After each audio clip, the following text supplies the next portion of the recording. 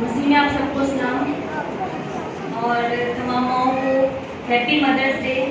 खुदावन आपको बरकत, सेहत और ज़िंदगी और सलामती बख्शे। मेरे साथ निकालें, हवाला निकालें। इफ्सियों 6 पहली आयत से 4 आयत तक हम तिलावत करेंगे।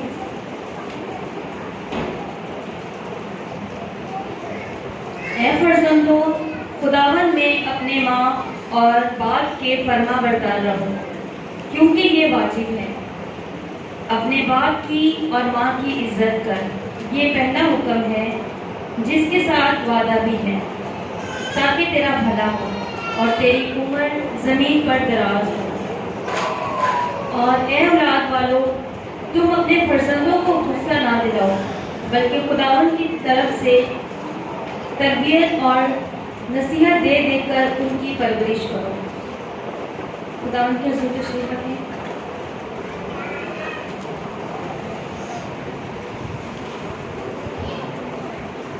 इस आयत के 2 हिस्से हैं। पहला जो है वो है फर्जंदों के लिए, औलाद के लिए। वैसे तो फर्जंद बेटे को कहा जाता है, लेकिन हम बात करेंगे औलाद के लिए। औलाद के लिए जो कहा है वो क्या है? खुदावन में अपने माँ बाप के फरमाबरदार रहो, और क्योंकि ये लाजमी है, वाजिब है, और अपने माँ की और बाप की इज्जत करनी है। कुछ भी हो जाए हमने क्या करनी है? इज्जत करनी है। और ये बाइबल में इसको पहला हुक्म करार दिया गया है। और इसके साथ जो वादा भी है, इस पहले हुक्म दिया है तो उसके साथ एक वादा दिया गया है। वादा क्या है कि ताकि तेरा भला हो और तेरी उम्र जमीन पर दराज हो। खुदावन ने हमें इस जो वादा है, वादे की आयत है, इसके साथ हमें एक जो पहले हुक्म दिया है तो उसका वादा दिया है, ताकि हमारी जो है जब हम ये करेंगे, इसके हुक्म पर अमल करेंगे, तो हमें खुदा इसका बरकत भी देगा, हमारी उम्र भी दराज होगी, और खुदावन हमें हमारा हर जगह पे भला भी करेगा। इसका जो सेकंड जो हिस्सा है वो है ऐ औलाद वाले। ये है माँ बाप के लिए। आवाज पहुंच गई मेरी? इसके लिए है माँ बाप के लिए। तुम अपने फर्जंदों को गुस्सा ना दिलाओ। हम कई बार ऐसा होता है कि हम भी गुस्सा, मेरे छोटे बच्चे ना, उनको भी मेरे बार बार बोलने से उनको क्या आ जाता है? गुस्सा आ जाता है। हर वक्त मैं चीज़ चलाती रहती हूँ, उनको डांटती रहती हूँ, ये कर लो वो कर लो, तो क्या हो जाते हैं? मुझसे नाराज हो जाते हैं। मेरा बेटा है ना, ये उनको मुझे कहता है मम्मा आप सारा दिन तंग करती हो, तो हमें चढ़ा देती हो, क्योंकि मैं हर वक्त उनको टोकती रहती हूँ, बार बार उनके किसी न किसी बात में मार खाते रहते हैं मुझसे, तो वो क्या हम उनको गुस्सा दिला देते हैं। लेकिन अभी ये छोटे हैं और ये तरबियत करना मेरा फर्ज है, और उनकी तरबियत और नसीहत दे देकर उनकी परवरिश करो। नसीहत कैसे हम दे सकते हैं? कैसे हम उनको बार बार उनकी तरबियत हर लम्हा ब लम्हा में उठते बैठते चलते फिरते हमने उनको सिखाना है। कभी हम बाजार जाते हैं तो बाजार के भी मैनर्स सिखाने चाहिए। अगर हम किसी के घर जा रहे हैं तो उसकी भी तरबियत देनी चाहिए कि हम किसी के घर जा रहे हैं तो कैसे उठना बैठना है, कैसे किसी के घर जाके सलाम करना है, खाना खाना है। तो ये जो है माँ बाप की क्या है? जिम्मेदारी बनती है। और परवरिश करना आजकल के दौर में जो है ना बहुत ज़्यादा मुश्किल हो गया है, क्योंकि औलाद ढीठ है, बहुत ज़्यादा ज़िद्दी है, और बच्चे बिल्कुल नहीं सुनते। और लेकिन ये मुश्किल नहीं, मैं अक्सर अपने शौहर को कहती हूँ, मेरे तो तीनों लड़के सुनते ही नहीं है मेरी बात, आपसे थोड़ा बहुत डर जाते हैं, लेकिन क्या करना है, हमें हिम्मत नहीं हारनी है। हर रोज़ इन्हें कहना है, इनको समझाना है, और सबसे बढ़कर इनके लिए दुआ करनी है। और हमें चाहिए कि हमें इनके लिए रोज़ बरोज़ दुआ करें, और हम दुआ करने वाली माएँ ठहरें, बल्कि ना सिर्फ हमें इन्हें दुआ दें। कई माएँ ऐसी होती हैं जो अपने बच्चों को दुआ कम और लान तान ज़्यादा करती हैं। बच्चे ने कुछ गलती कर दी है या नाफरमानी कर दी है तो एकदम से उनके मुँह से गलत अल्फाज अपने बच्चों को निकल आते हैं। तो क्या खुदा ने अपने से हमें कुछ ही कमतर बनाया ना इंसान को? बिल्कुल थोड़ा सा हमसे हमें फ़र्क रखा है। बेशक वो इलाही ज़ात है, लेकिन खुदा ने हमें इस दुनिया में लाने का एक वसीला बनाया है, स्पेशली माँ को। हमारे वसीला से ये औलाद इस दुनिया में है। तो क्या है, खुदा ने अपनी सिफात हमारे अंदर रखनी है। हम अपने बच्चों को माफ़ करते हैं जब वो गलती करते हैं, प्यार करते हैं। हम कभी कभार ऐसा भी होता है कि हम उनसे सख्ती भी बरतते हैं। ये खुदा की सिफात है जो एक माँ के अंदर खुदा करती है, और हमें हर बार उनकी गलती माफ़ करके उनको अपने गले लगाते हैं, उन्हें वैसे ही प्यार करते हैं और भूल जाते हैं उन्हें जो कहा। कभी कभी बच्चे माँ बाप को गालियाँ भी देते हैं, कभी कभी बच्चे माँ बाप पे हाथ भी उठा लेते हैं। लेकिन क्या कोई ऐसी माँ बाप यहाँ पर बैठा है जो अपने बच्चों को कहे कि दोबारा मेरे साथ बात नहीं करना और मेरे घर से निकल जा या मेरे पास दोबारा नहीं आना? है कोई यहाँ पे बैठा? हम शायद वक्त तौर पर ऐसा कह सकते हैं कि मेरे सामने नहीं आना, या मुझे मम्मा नहीं कहना, या मुझे पापा नहीं कहना, लेकिन 2 मिनट के बाद अगर बच्चा हमारे आंखों से ओझल हो जाए तो हम परेशान हो जाते हैं और हम कहते हैं कि वो कहाँ गया, उसने खाना नहीं खाया, उसने सोना था, उसके खाने का टाइम है, उसके सोने का टाइम है। ऐसे ही फिक्र वो जो है हमारा आसमानी बाप जो हमें प्यार करते हैं हमारी करते हैं। ये तो थी दुनियावी बातें, काफ़ी मैंने कर दी, लेकिन अभी है कि हम बाइबल में जितनी माओं का जिक्र है उनको हम पढ़ेंगे, लेकिन वो ये माइक चल जाए क्योंकि उसमें मैंने काफ़ी आयात निकलवानी है और आयात हम दोबारा से सब पढ़ेंगे।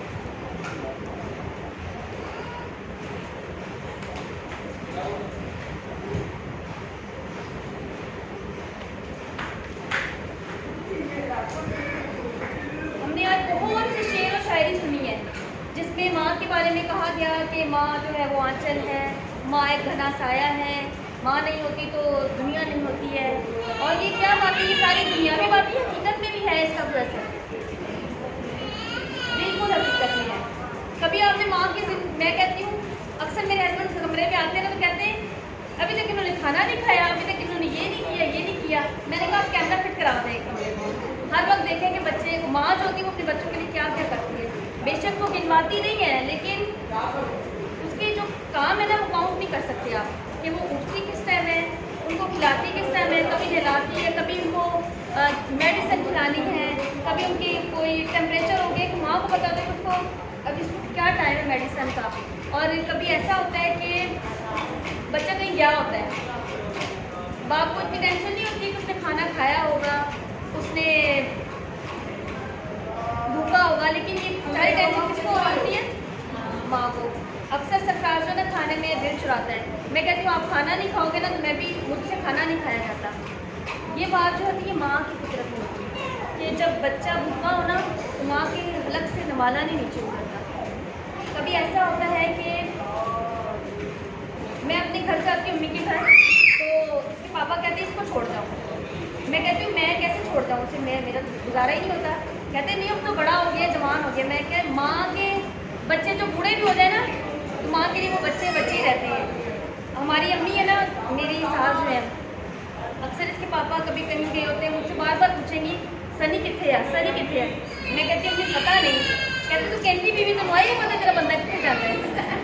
मैं कहती हूँ अम्मी काम पे ही गए होंगे ना, और कहाँ जाना है।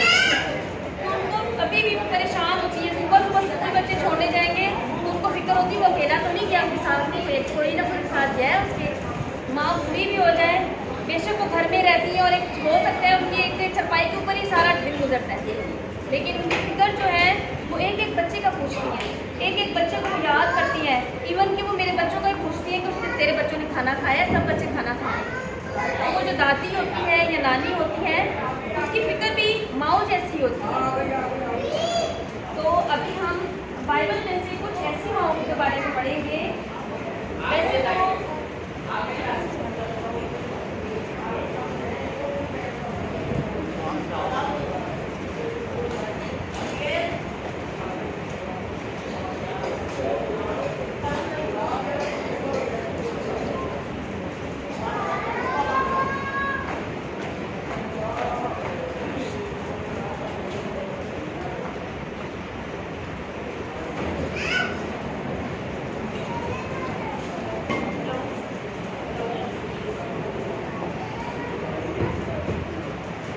जी,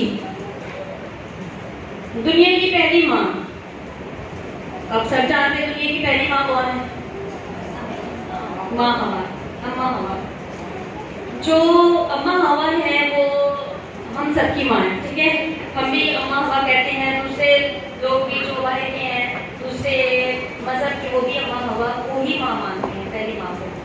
तो पहली माँ जो थी वो इस दुनिया में एक सबब बनी गुनाह को लाने का। आप मेरे इस बात से इत्तेफाक करते हैं? क्या सबब बनी है कि उसके सबब से ये दुनिया में जो गुनाह आया वो एक माँ की वजह से आया, एक अम्मा हवा की वजह से। लेकिन वक्त गुजरता गया, हम बहुत ज़्यादा डीप नहीं जाएंगे क्योंकि टाइम शॉर्ट है। मैं सिर्फ थोड़ा थोड़ा बाइबल में से ये बातों का जिक्र करूँगी आपके साथ। फिर उसके बाद जो माँ आती है वो एक बहुत ही, जिसका अक्सर मदर डे पे हम मैसेज सुनते हैं, वो है हन्ना। किसकी माँ? सैमुअल की माँ, सैमुअल नबी। कैसी माँ थी ये ऐसी माँ थी कि उसने खुदावन के हुजूर रो रो के खुदा से औलाद मांगी, क्योंकि वो बांझ थी। हमें भी कई माँ ऐसी होती हैं, कई औरतें ऐसी होती हैं जो बांझ होती हैं और खुदा उनको बरकत देता है।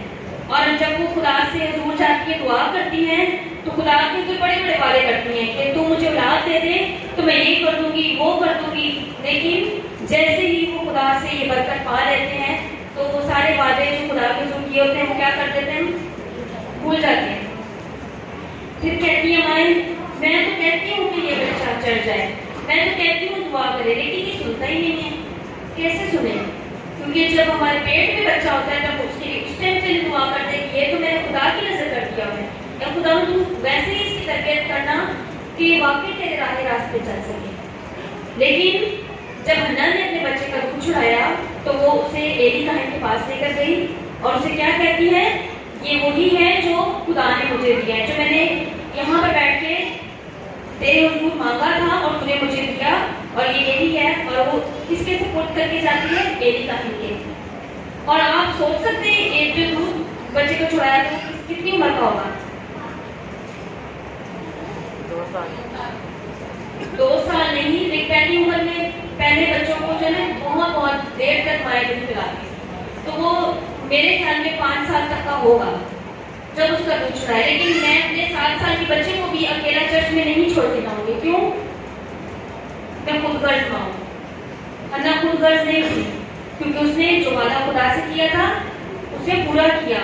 और खुदा ने सैमुअल को कितना नवाजा कि खुदा ने उसे काजी बनाया, खुदा ने उसे नबी बनाया और काहिन बनाया। खुदा ने उसको बहुत ज्यादा बरकत दी। और खुदा हम सबको भी ऐसी माए बनाए, हम भी हन्ना की तरह अपना दिल बड़ा करें और जो खुदा से वादे किए हैं उसे पूरा कर सकें और सैमुअल जैसी औलाद हमारे पैदा हो। और उसके बाद हम देखते हैं मूसा की माँ युगवत। मूसा की माँ कैसी थी? बहुत जबरदस्त प्लानर थी वो। उसने क्या किया था? मुल्क में एक अजीब किस्म की बात चल पड़ी कि बादशाह ने कहा कि जितने लड़के पैदा होंगे उन सबको क्या करना? पैदा होते ही खत्म कर देना, मार देना। लेकिन मूसा की माँ ने क्या किया? 3 माह तक, जब उसकी बेटा पैदा हुआ मूसा, उसको उसने 3 महीने तक छुपा के रखा। क्या हम बच्चे को छुपा सकते हैं? बच्चा तो शोर करता है, खिलौना तो नहीं है, लेकिन क्या ये उस माँ के लिए मुश्किल नहीं था उसको 3 महीने तक छुपाना? बच्चा तो एक दिन का भी हो तो वो जोर जोर से रोता है, कोई वॉल्यूम तो नहीं उसका ऐसा तेज कर सकते, लेकिन ये बहुत मुश्किल था। लेकिन जब से वो 3 माह का हुआ और उसके लिए एक बहुत बड़ी मुश्किल होगी, बहुत बड़ी आजमाइश होगी। लेकिन उसने क्या किया? उसने क्या किया? अपने बच्चे को एक टोकरी में डाला और उस पानी में बहाया जो बादशाह के महल के पास से होकर गुजरती है, क्योंकि उसे पता था कि वहाँ पर जो फिरौन की बहन है वो क्या करती है? गुस्ल करती है, नहाती है। और जब उसने पानी में बहाया तो उसकी बहन मरियम, मूसा की बहन मरियम खड़ी दूर से देख रही होती है कि देखो मेरा भाई कहाँ जाता है। और जब देखती है तो फिर देखती है कि फिरौन की बहन जो है वहाँ आ रही है और वो टोकरी वहाँ उसके पास से गुजरती है। और अचानक से वो देखते हैं कि वहाँ पे एक टोकरी जा रही है, तो उसकी जो सहेलियाँ होती है वो टोकरी को उठाती हैं और देखते हैं कि सिर्फ बच्चे हैं। मरियम भाग के महल में जाती है और कहती है, शहजादी क्या आपको चाहिए कि इसके लिए कोई दूध पिलाने वाली कोई औरत का बंदोबस्त करूँ जो उजरत में से दूध पिलाया करे? वो कहती हाँ जल्दी से चल लेकर आ। वो भाग के जाती है, उसी की माँ को लेकर आती है जो उसे दूध पिलाए, और दूध पिलाते साथ वो अपने बच्चे की तरबियत भी करती है। हम जब अपने बच्चे गोद में रहते हैं तो कभी उनको कोई पोएम सिखा रहे होते हैं, कभी कुछ सुना रहे होते हैं, कभी कहानियाँ सुनाते हैं। ऐसे ही मूसा की जो माँ मरियम थी वो क्या करती थी, अपने बच्चे को कलाम सिखाती थी और इसलिए उसको कहा जाता है कि बहुत अच्छी प्लानर थी। ये सारी प्लानिंग थी उसकी माँ की और बेटी की कि वो हम इस तरफ पानी में बहाएंगे, जो वो पानी का जो बहाव है वो किस तरफ को जा रहा था, बादशाह के महल के पास से होके जा रहा था।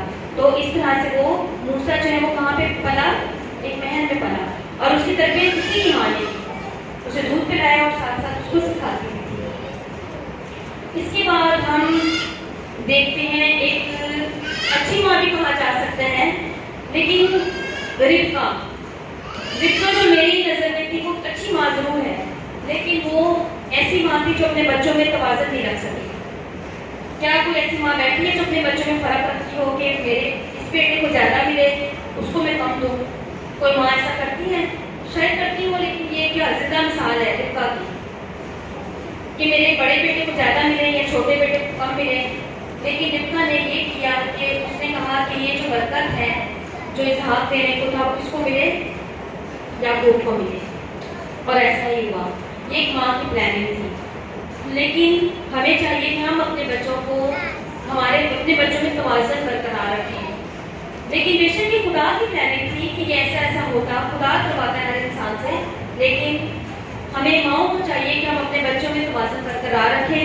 और अगर हम माँ बाप होते हुए बड़े को ज़्यादा, छोटे को कम या बीच वाले को थोड़ा ज़्यादा अहमियत देंगे, कम देंगे, तो ऐसे करने से क्या फायदे, क्या नतीजा निकलता है? नतीजा ये निकलता है कि बच्चों में आपस की मोहब्बत, इत्तेफाक खत्म हो जाता है, फिर वो एक दूसरे से हसद करने शुरू हो जाते हैं।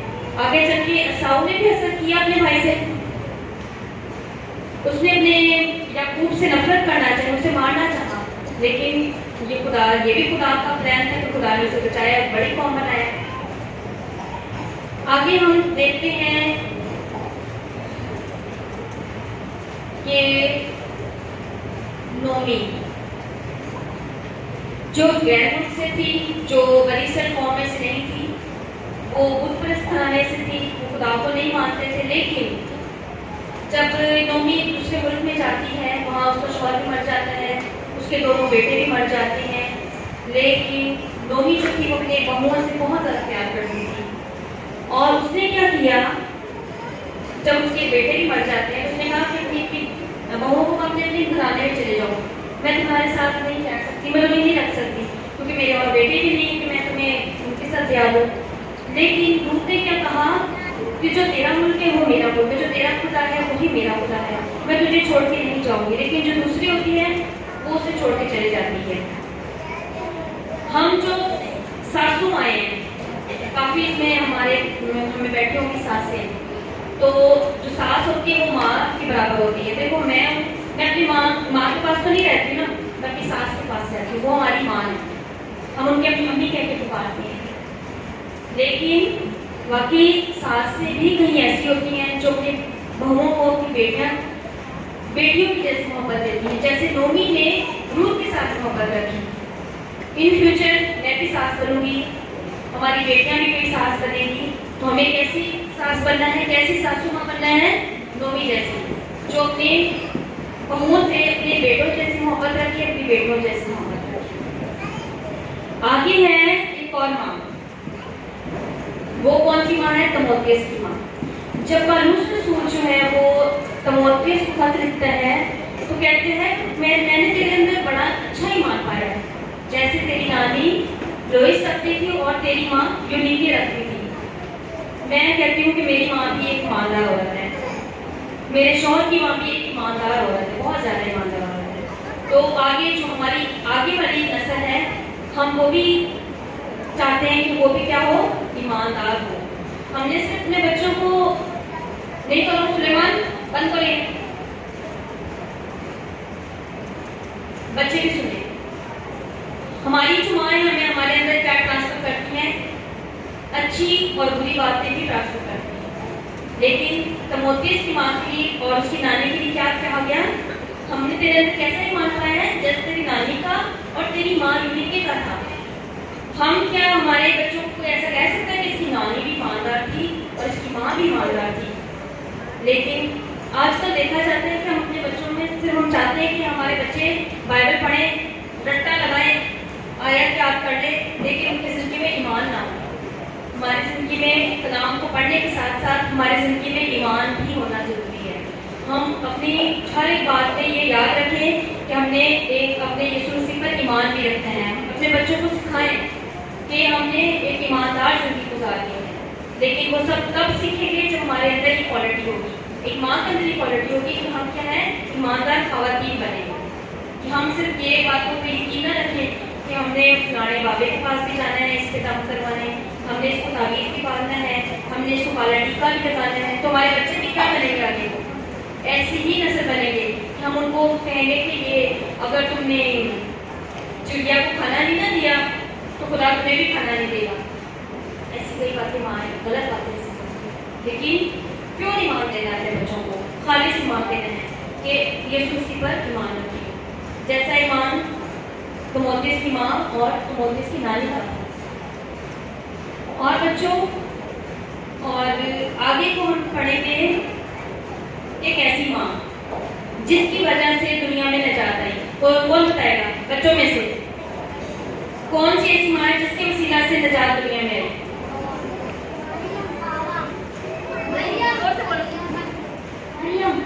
बिल्कुल, माँ मरियम।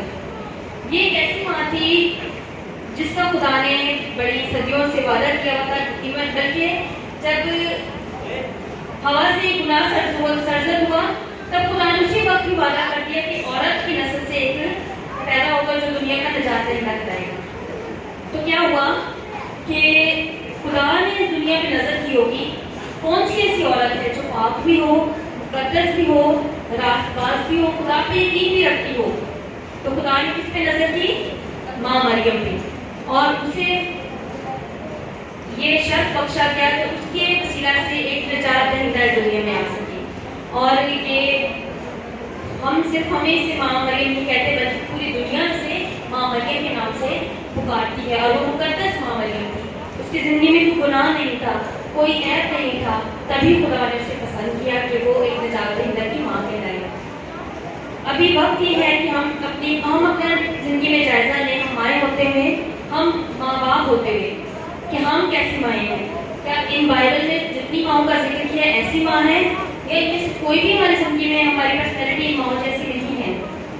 बल्कि दुआ करें इस दौर में, जब दौर बहुत बुरा है, मोबाइल है और मोबाइल पे हम पूरी दुनिया भूल सकते हैं। ऐसा हम नहीं बचा सकते अपने बच्चों को कि वो मोबाइल ना देखें, वो बाहर ना जाएं, वो स्कूल में हम नहीं जानते कि उसके दोस्त कैसे हैं, वो बाहर जाते हैं किन बच्चों के साथ खेलता है, हम नहीं जानते। हमारी बेटियां हैं तो वो मोबाइल पे किससे बातें करती हैं, कौन सी सहेलियों के घर में जाती हैं। वक्त है फिक्रमंद हो, खबरदार हो कि अपने बच्चों की निगरानी करें, क्योंकि ये जिम्मेदारी सौंपी गई है। अगर आपने औलाद पैदा की है तो उसको संभालना भी हमारा फर्ज है। उनके ऊपर ऐसी आंख रखनी है जैसे वो चील नहीं है जो ऊपर रहती है। तो काक को देखा कभी? बहुत ऊपर पहाड़ों पे रहता है, बुलंदियों पे रहता है, लेकिन उसकी नजर कैसी होती है? वो छोटे से कीड़े को भी जमीन पे चलते हुए देख लेती है और वो वहाँ शिकार करती है। हमारी नजर भी ऐसी होनी चाहिए, लेकिन उनको देखना चाहिए कि हमारी औलाद किस जगह पे जा रही है। अगर हमारा बच्चा मोबाइल यूज कर रहा है तो वो क्या देख रहा है, क्यों देख रहा है, किससे बातें कर रहा है? अपने बच्चों की निगरानी करें, ये आपकी जिम्मेदारी है। और दूसरी बात, औलादों पे भी जिम्मेदारी है। जितने बच्चे यहाँ बैठे हैं अपने माँ बाप की इज्जत करें ताकि आपकी भला हो, आपकी उम्र दराज हो। कौन चाहता है कि जिंदगी पाए, लंबी उम्र पाए? हर कोई चाहता है कि उनको लंबी जिंदगी मिले, हम दुनिया की हर नेमतें देख सकें, खुशियाँ देख सकें। तो इसके लिए हमें एक छोटा सा काम करना पड़ेगा। वो क्या करना पड़ेगा? क्या करना पड़ेगा बच्चों? सिर्फ अपने माँ बाप के ताबे होकर जिंदगी गुजारनी है। क्या आपके माँ बाप आपका बुरा चाह सकते हैं? बिल्कुल भी नहीं चाह सकते। इब्राहिम जब उसका बाप का काम क्या था? बुत बनाते थे, वो खुदा को नहीं मानते थे। लेकिन जब खुदा ने इब्राहिम को कहा चल मैं तुझे लेके चलता हूँ, तो दूसरे मुल्क में जाएगा, वहाँ तुझे मैं सरफराज करूँगा, तुझे बरकत दूंगा, तो खुदा इब्राहिम ने क्या किया? अंधा यकीन किया और चल पड़ा। ऐसा अंधा यकीन हमारी औलाद को, हमारे बच्चों को अपने माँ बाप पे करना चाहिए कि कभी भी हमारे माँ बाप हमारे लिए गलत फैसला नहीं कर सकते और ना हमें गलत रास्तों पे भेज सकते हैं। यकीन रखा करें अपने माँ बाप पे, और माँ बाप को भी चाहिए कि कलाम के साथ नसीहत दे देकर कलाम को सामने रखते हुए अपने बच्चों की तरबियत करें। खुदावंद हम सबको इस कलाम के वसीले से बहुत बरकत दे।